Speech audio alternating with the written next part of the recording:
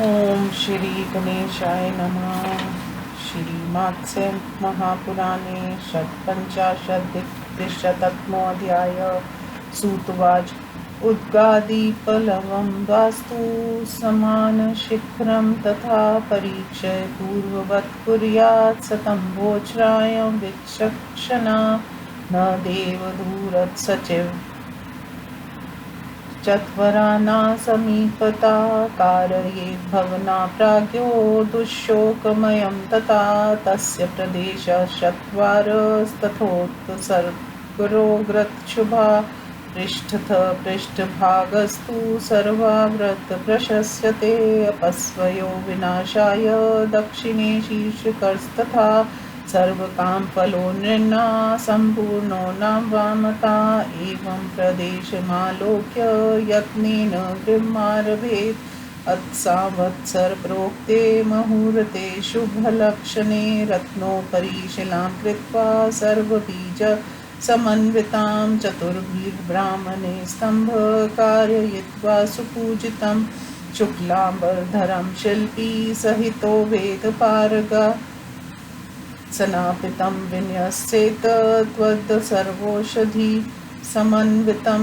नानाक्षतसमोपेतं वस्त्रालङ्कारसंयुतं ब्रह्माघोषेण वाद्येन गीतमङ्गलानि स्वने पायसं भोजयेत् विप्रान् होमं तु मधुसर्पिषा वास्तोषे पते प्रति जानहि मन्त्रेणानेन सर्वदा सूत्रपाते तथा कार्यमेवं स्तम्भोदये पुनः द्वारवंशोच्छ्रये तद्वत् प्रवेशसमये तथा वास्तु पश्मने तद्वत् वास्तु यज्ञस्तु पञ्चधा ईशाने सूत्रपात स्यादग्नेय सतंभरोपणं प्रदक्षिणं च कुर्वीत वास्तौ पदविलेखनं तर्जनी मध्यमा चेव तथा कुण्डस्तु दक्षिणे प्रवाल रत्नकनकफलं पिष्टवाकृतोदकं सर्ववास्तु विभागेषु शस्तं पदविलेखने न भस्मांगारकाष्ठेन नक्षत्रेण चर्मभिः न शृङ्गस्थिकपालेक्ष क्वचिद् वास्तु विलेखयेत् एभिर्विलिखितं कुर्यात् दुःखशोकभयादिकं यदा गृहे प्रवेशयाच्छलपि तत्रापि लक्षयेत् स्तम्भसूत्रादिकं तच्छुभाशु फलप्रदम् आदित्याभिमुखं रोति शकुनि परुषं यदि तुल्यकालं सप्रेषदङ्गगृह भूर्तर्यदात्मना वास्तवङ्गे तद्विजानीयान् नरशलयं भयप्रदम् अङ्कानानन्तरं यत्र हस्रक्षशापदं भवेत् तदसम्भवं विन्द्यात् तत्र शल्यं विचक्षणा प्रसार्यमाणे सूत्रे तूष्रागो मायुर्विलङ्घते ततुशल्यं विजानीयात् हर्षवदेति भैरवे यदीशाने तु दिग्भागे मधुरं रोति वायसा धनं तत्र विजानीयात् भागे वा स्वामी यधिष्ठते सूत्रछेदे भवने मृत्युवर्यादिकीले त्वधोमुखे अङ्गारेषु तथोन्मादं कपालेषु च सम्भ्रमं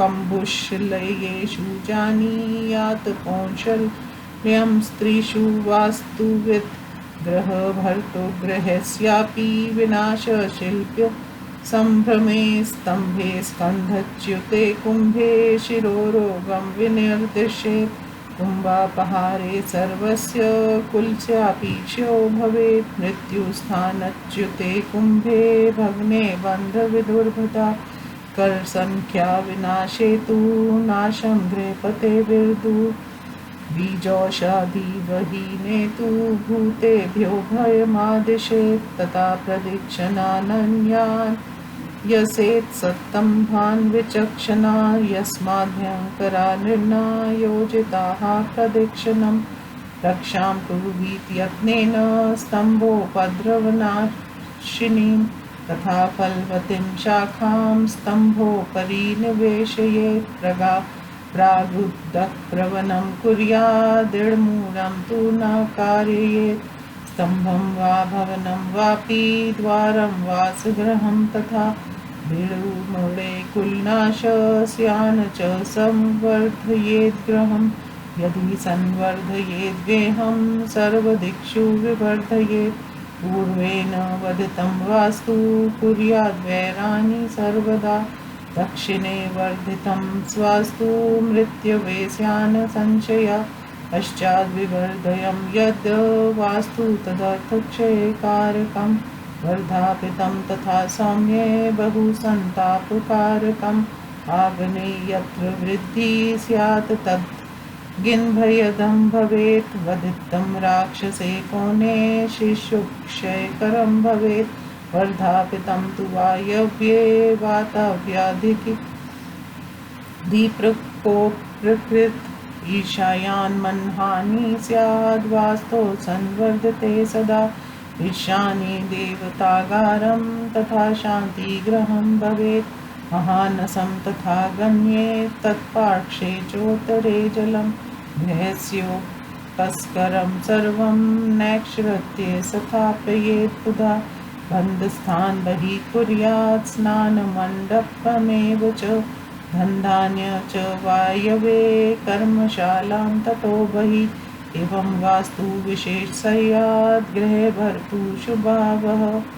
इति श्रीमद् महापुराणे वास्तुविद्यां गृहनिर्णयो नाम षट्पञ्चाशदधिकशततमोऽध्याय। हिंदी अनुवाद। सूची कहते हैं ऋषि बुद्धिमान पुरुष उत्तर की ओर झुकी हुई असमान भाग वाली भूमि की परीक्षा कर पूर्व गई रीति से स्तंभ की ऊंचाई आदि का निर्माण कराए। बुद्धिमान पुरुष को देवालय भूत सचिव या चौराहे के समीप अपना घर नहीं बनवाना चाहिए, क्योंकि इससे दुख शोक और भय बना रहता है। घर के चारों ओर तथा द्वार के सम्मुख और पीछे कुछ भूमि को छोड़ देना शुभ कारक है। पिछला भाग दक्षिणावर्त रहना ठीक है, क्योंकि वामाव्रत विनाशकारक होता है। दक्षिण भाग में ऊंचा रहने वाला घर संपूर्ण वास्तु के नाम से अभिहित किया जाता है। वह मनुष्यों की सभी कामनाओं को पूर्ण करता है। इस प्रकार के प्रदेश को देखकर प्रयत्न पूर्वक गृह आरंभ करना चाहिए। स्वर प्रथम वेदज्ञ पुरोहित श्वेत वस्त्र धारण कर कारीगर के साथ ज्योतिषी के कथानुसार शुभ मुहूर्त में सभी बीजों से युक्त आधारशिला को रतन के ऊपर स्थित करे। पुनः 4 ब्राह्मणों द्वारा उस स्तंभ की भली भांति पूजा कराकर उसे धो पहुँच कर अक्षत वस्त्र अलंकार और सर्वौषधि से पूजित कर पूर्ववत मंत्रोच्चारण बाजा और मांगलिक गीत आदि के शब्द के साथ स्थापित कर दे। ब्राह्मणों को खीर का भोजन कराए और वास्तोपते प्रति जानहि इस मंत्र के द्वारा मधु और घी से हवन करे। वास्तु यज्ञ 5 प्रकार के हैं। सूत्रपात, स्तंभारोपण, द्वारवंशोच्छेद, गृह प्रवेश और वास्तु शांति। इन सभी में पूर्ववत कार्य करने का विधान है। ईशान कोण में सूत्रपात और अग्नि कोण में स्तंभोरोपण होता है। वास्तु के पद चिन्हों को बनाकर उसकी प्रदक्षिणा करनी चाहिए। सभी वास्तु विभागों में दाहिने हाथ की तर्जनी, मध्यमा और अंगूठे से मूंगा, रतन और सुवर्ण के चूर्ण से मिश्रित जल द्वारा पद चिन्ह बनाना श्रेष्ठ माना गया है। राख, अंगार, काष्ठ, नख, शास्त्र, चर्म, सींग, हड्डी, कपाल इन वस्तुओं द्वारा कहीं भी वास्तु के चिन्ह नहीं बनाना चाहिए, क्योंकि इनके द्वारा बनाया गया चिन्ह दुख, शोक और भय आदि उत्पन्न करता है। जिस समय गृह प्रवेश हो उस समय कारीगर का भी रहना उचित है। स्तंभारोपण और सूत्रपात के समय पूर्ववत शुभ एवं अशुभ फल देने वाले शुभ होते हैं।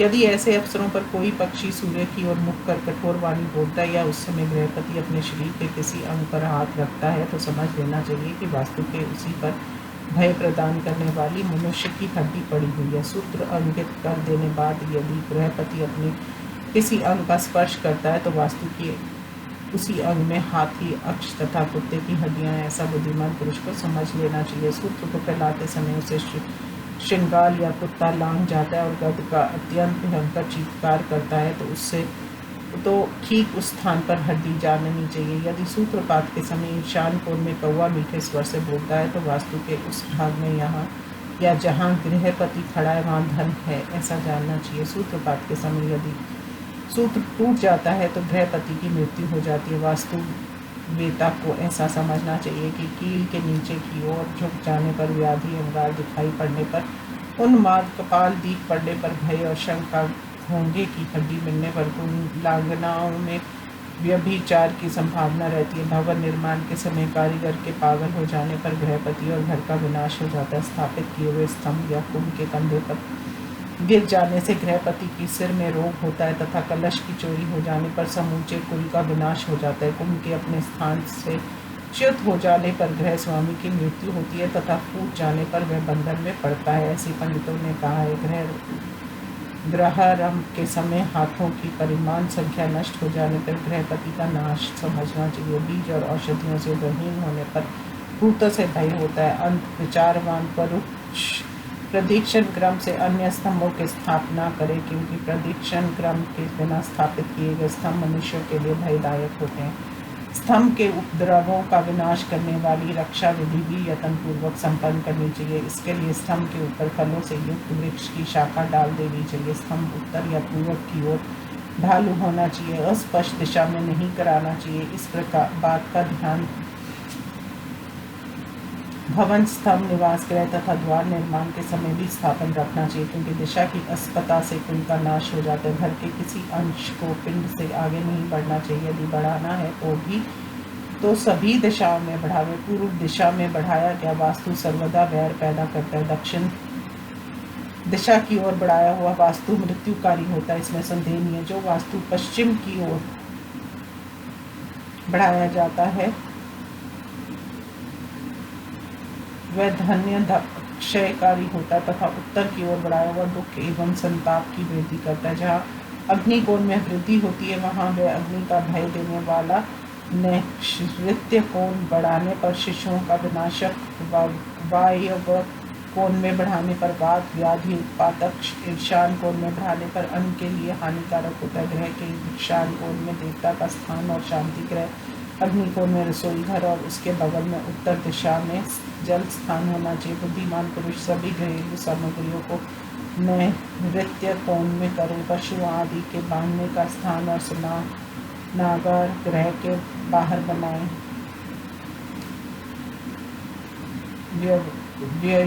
वायव्य कोण में अनादि का स्थान बनाएं। इसी प्रकार कार्यशाला भी निवास स्थान से बाहर बनाना चाहिए। इस ढंग से बना हुआ भवन गृहपति के लिए मंगलकारी होता है। इस प्रकार श्रीमत्स्य महापुराण में वास्तु विद्या के प्रसंग में गृह निर्णय ग्रथन नामक 256वां अध्याय संपूर्ण हुआ। ओम नमो शिवाय।